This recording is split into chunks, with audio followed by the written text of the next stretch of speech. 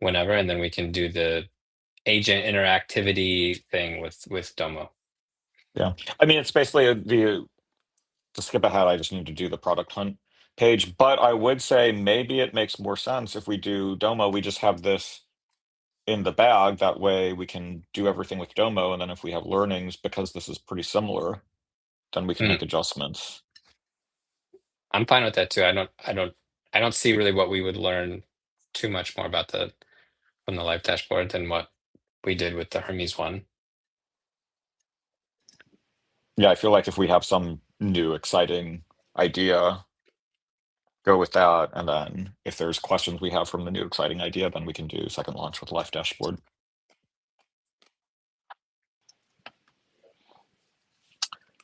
Cool. Jonathan, will you share out the updated launch schedule based on that decision? Sure. And then so you're suggesting, I mean, Friday's like the quickest you're saying that we could do this because that's when you're physically around to do the camera thing.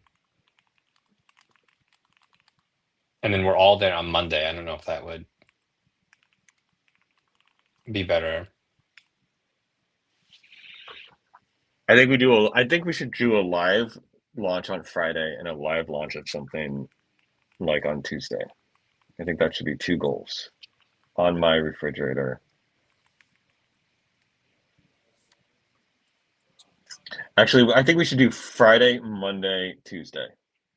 3 live launches. What's the third? Instead of putting the camera in front of the refrigerator, you put the camera inside the refrigerator. No, I mean, it may be like on Friday we launch on Product Hunt at midnight. We learn on Friday, we hack on the thing on Domo, and then on Monday we launch it on X and Instagram. You know, and then on Tuesday we launch Domo with Sam's Airbnb. I've got an Airbnb dashboard running by Tuesday. You know.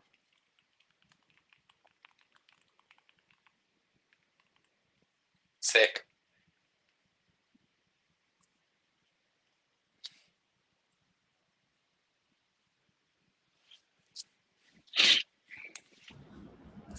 Right. Okay, one question about the decision. So Jonathan's like launch Domo. What I heard is Jonathan's launch Domo, launch the Hermes calendar thing, and then use those to influence the live launch, use the learnings, right? But isn't launching Domo launching the calendar? Like they're basically the same thing, right? Is what you're saying, Lucas.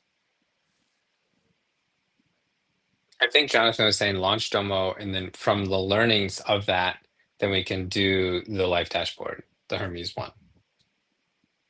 Yeah, that's what I meant.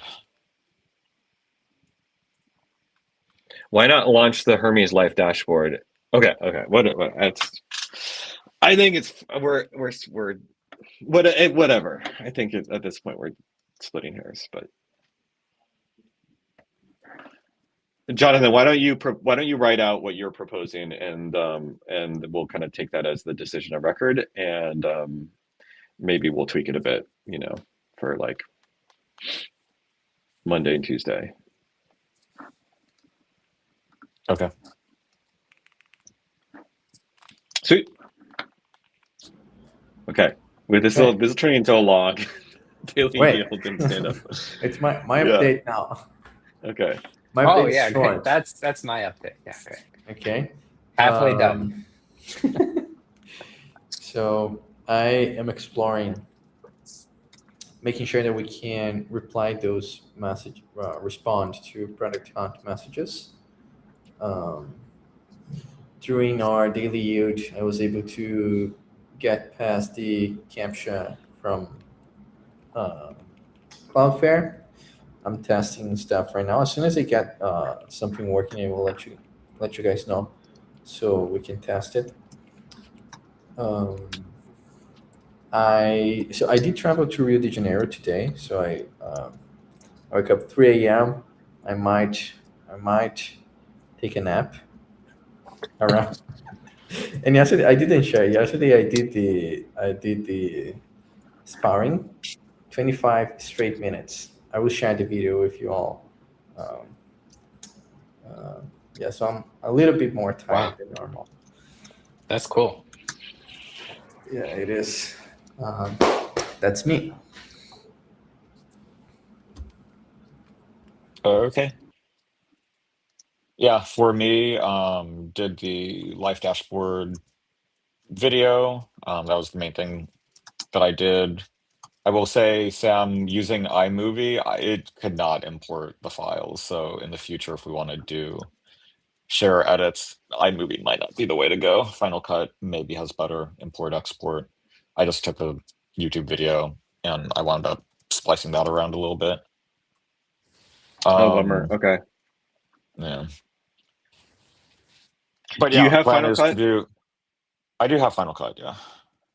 Okay. Or any tool that's kind of like project based versus library based. I mean, Final Cut's also kind of library based, but I think it's a little bit better. I'm like debating if it's What worth are you buying. guys trying to edit? Are we So doing manual editing work, like versus just handling to be able to edit? That's my question. yeah, so I wasn't even sure like what footage that I needed, so I wanted to like watch Sam's video, and then he had everything, so it'd just be a matter of taking some of the seed stuff out and putting how-to stuff in. So it was like pretty quick. Was the goal, and it was pretty quick. I just couldn't use like any of the original source files.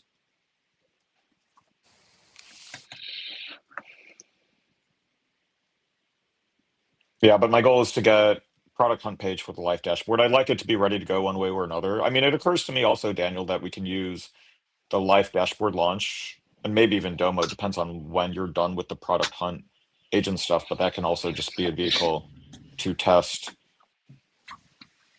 agent responses on product hunt, because then we'll have a launch and can test with that as well.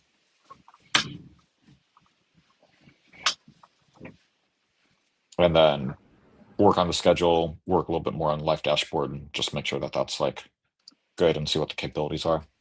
That's me.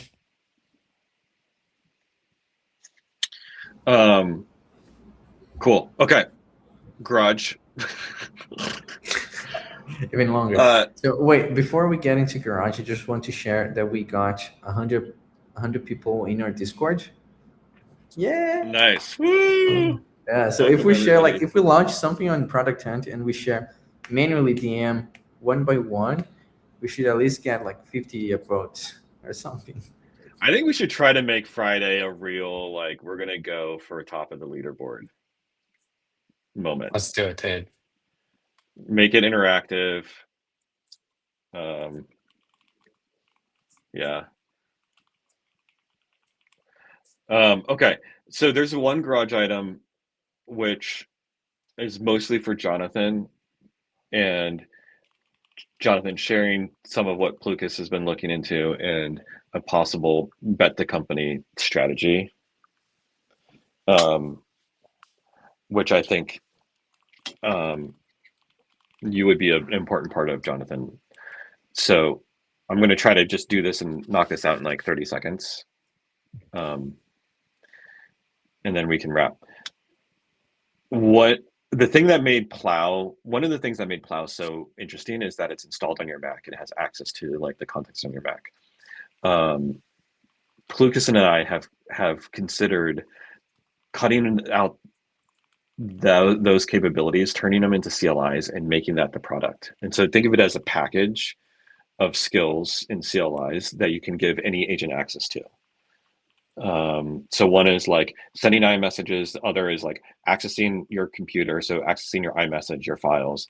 A third is memory, and having a memory tool that reconciles facts and creates a structured relationship around those facts and makes them searchable, and that all being local on your Mac using like the Mac language models. So, because one thesis we have is like nobody wants to export all of this stuff to some random startup on the internet, and that's holding back like agent capabilities.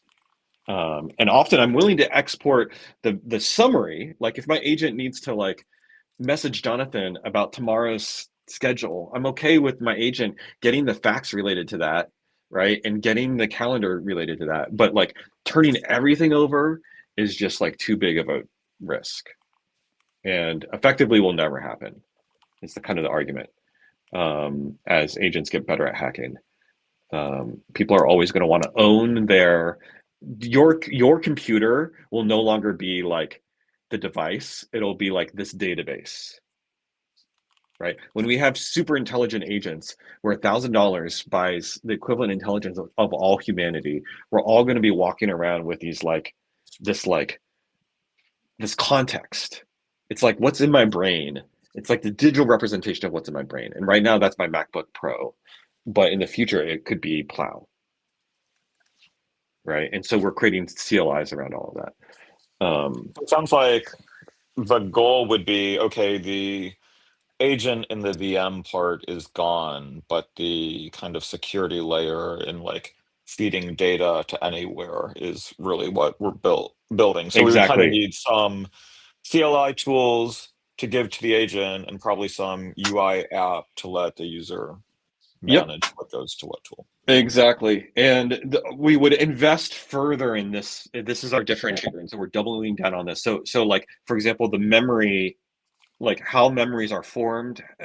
We did a lot of work in our last startup around this. And there's some emerging like kind of philosophies and strategies here. But effectively, we would basically try to create the absolute best 100% local memory that runs on your Mac. And then you can do things like for example, I'm setting up my Airbnb agent. I want to scope my Airbnb related memories and just give give my Airbnb agent access to those memories. In fact, and I want those always to be on. So I'm okay uploading those to the Plow server. It's like everything related to my API, to my Airbnb, get all those memories, upload them to the Plow server. I can like scan through them. I can sort them by controversial or sensitivity. I can look at the top 10 most sensitive ones. Be like, that looks good. I'm glad it's in the cloud now. It's always available with the API to my Airbnb agent.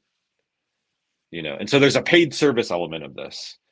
But what I don't want to do is upload everything on my computer to my Plow server. I would never do that.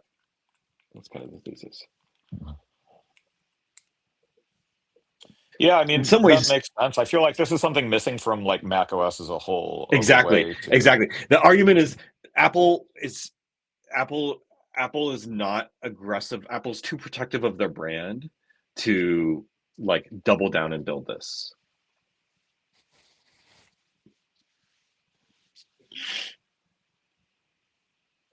Okay, that was more than 30 seconds, but I felt like that context download is important for you.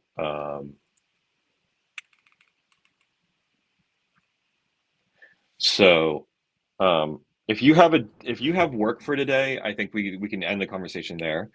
But if you're looking for something to do, I think there's a part of that could be carved out for you to explore. Yeah, I mean, I'm good for today, but I think probably tomorrow, the next day. Okay, well, let's chat tomorrow then. Sounds good.